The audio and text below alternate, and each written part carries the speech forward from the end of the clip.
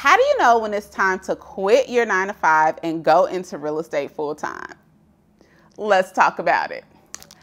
Okay, today's question comes from our bestie, Adriane from Arkansas. And Adriane sent a message saying, I've been teaching elementary school for 14 years, got my license a year ago, and I'm trying to navigate when to just walk away and quit. Now, I have heard this a million times, and I know that this is such a crossroads, and I wish I had an answer because I just wish I could. I wish it was that easy, but the reality is that everybody's road is going to be different on when it's time to transition. But I do have 4 questions that I want you to think about as you are making this decision that I know will help guide you. So a little background in case you are new here. My name is Rosemary Lewis, and I am your real estate bestie. And listen, just about 8 years ago, I was in the same seat as Adriane, trying to figure out exactly what I was supposed to do with my life. I was an elementary school teacher for 14 years, and I literally was in the balcony of my church, did not have real estate on the brain. As a matter of fact, I was after a life of comfort, okay? But I was in my church in the balcony, and I have felt a nudge from God that said, go help.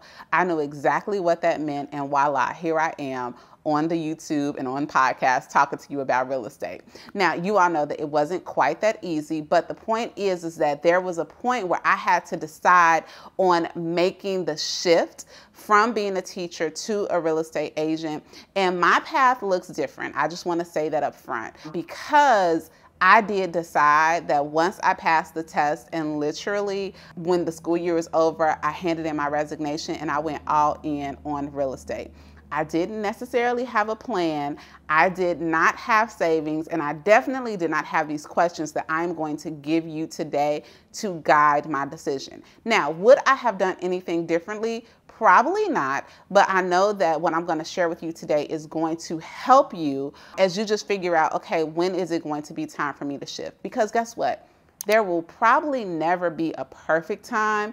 There will come a time where you're going to have to take a leap. Okay, that is what faith is, right? When you are moving in the direction that you know you're being called to, even if you don't have all the answers. But again, this is going to help guide you. So let's get into the number 1 question. So the first question that I want you to ask of yourself is, where is my heart at? This is kind of a deep one because you know, sometimes our heart can lead us into, like, if we are only doing things based on feelings and not really being logical, like there has to be some logic in it, and the other questions are going to address that, it can get dangerous. But I do think that you have to ask yourself, like, where is my heart at?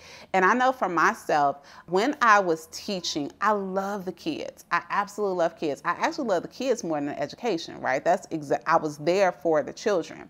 But when it became very clear to me that it was time for me to shift in a different direction, I knew that it would be so unfair for my students for me to continue to stand before them if my heart was not in serving them anymore.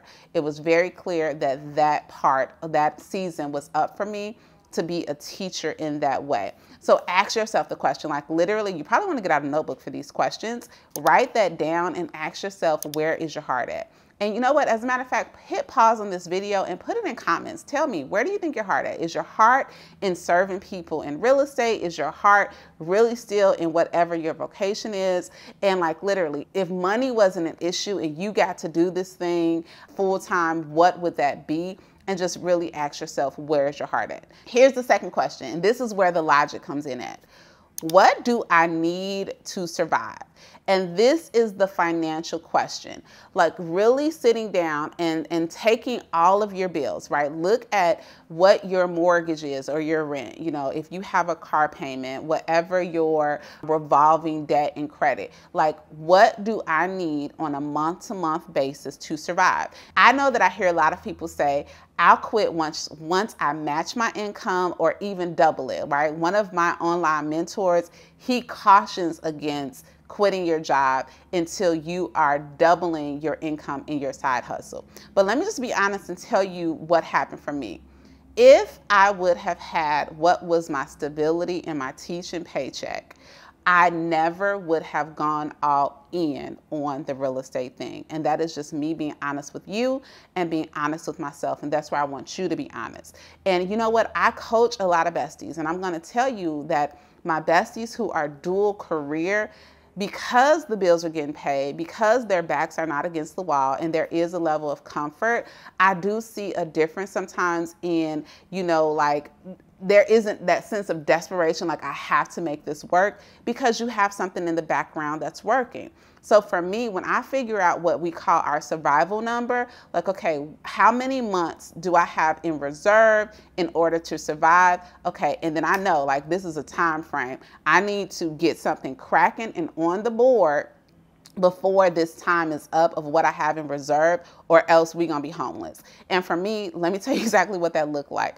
I stopped teaching in June, and I knew that I would receive a paycheck, because teachers get paychecks over the summer. I would receive a paycheck in June, July, and August. So when I stopped teaching, I thought to myself, Rosemary, you have till September 15th, because there is no check coming for you in the month of September, to get something on the board, okay? And there was pressure. There was, when I made my schedule, when I did my activities, I knew that my nest egg was running out and I had to get something on the board. So figure out your survival number. You figure out how long, like, do you want to give yourself 3 months? Do you want to give yourself 6 months?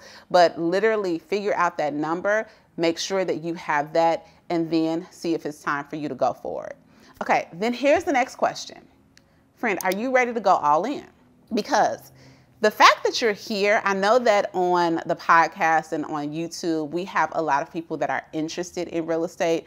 But if you have been a realtor, it's something that happens like right after you take the test and you start learning about what it really takes to actually have success in this business, from the prospecting aspect to becoming a salesperson to being resource driven and all of these other things that you may not have considered.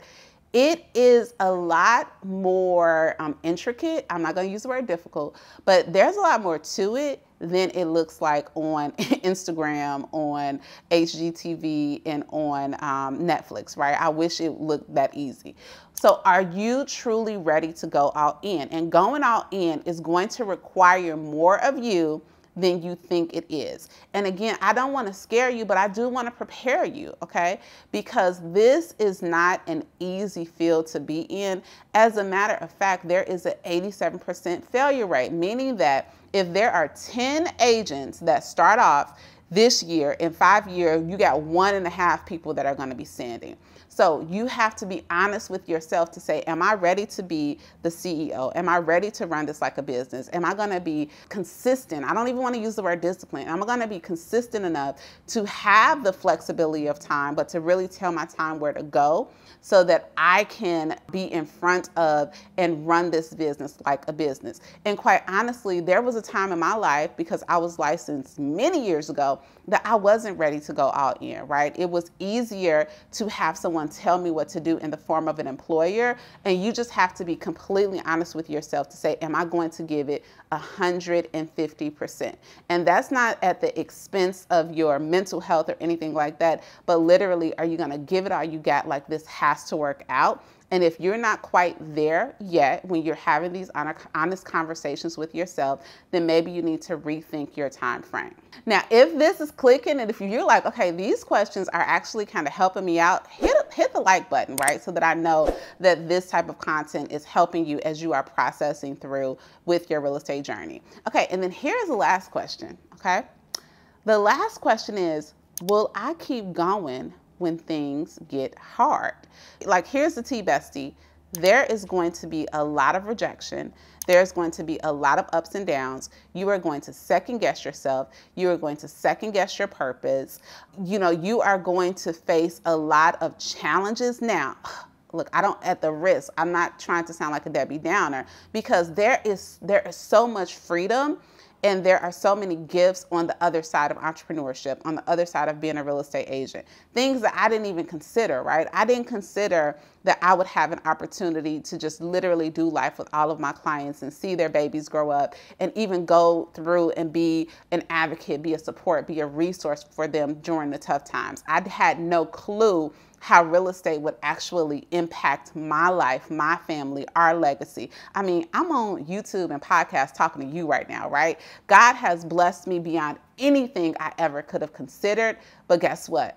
There have been so many times that it would have been way easier to quit, okay? Because the current pain that I was going through, sometimes it seems so much bigger than the purpose. And that's why I say if your purpose for being in this business is only to serve you, I want more money, I want, my freedom of time, like all of that is cool. But if you don't truly understand exactly why God has purposed you and has even put the desire in your heart to be here, and ultimately on some level, I feel like that's going to be to glorify Him and to serve others, then when it gets hard, it's going to be hard to keep your head in the game and you're going to go back for comfort. So you really have to ask yourself, am I going to be all in when it gets hard? And let me tell you the secret from me, right? I wish I could tell you that I am just so headstrong and my mindset has just been so solid.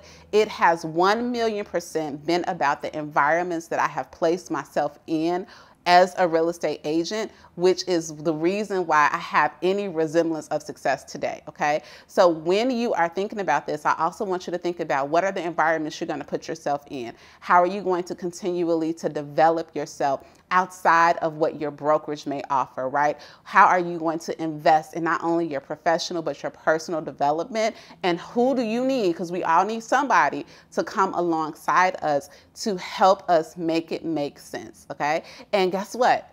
I get to do that now, even in my career.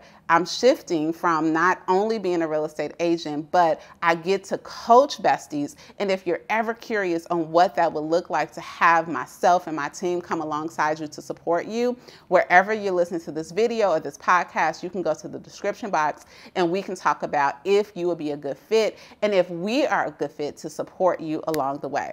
But nonetheless, I know that this is a huge question, and quite honestly, it's just going to be personal for everybody. When is it time to shift? Now, again, like I said in the very beginning, it's never going to be the perfect time, but you're going to know when it's time to take the leap. Use the questions that I have shared with you to just help you process. And you know what? Procrastination, like don't get stuck in analysis paralysis, right? Because literally comfort and safety is in direct opposition to your next level. So when it is time for you to go to the next level, just know that you're going to have to get uncomfortable, but that is where the magic happens. I hope this was helpful, bestie. Do me a favor. Share it with one of your real life real estate besties. And you know what? I think that this question really, or these questions really apply to anyone who is looking to make a shift in their lives. So if there's anyone in your life who's just trying to decide, okay, when is it time for me to move on to the next thing that I'm feeling pulled or called to, please share this podcast, share this YouTube video if you're watching on YouTube with them, and I'll talk to you soon. Bye now.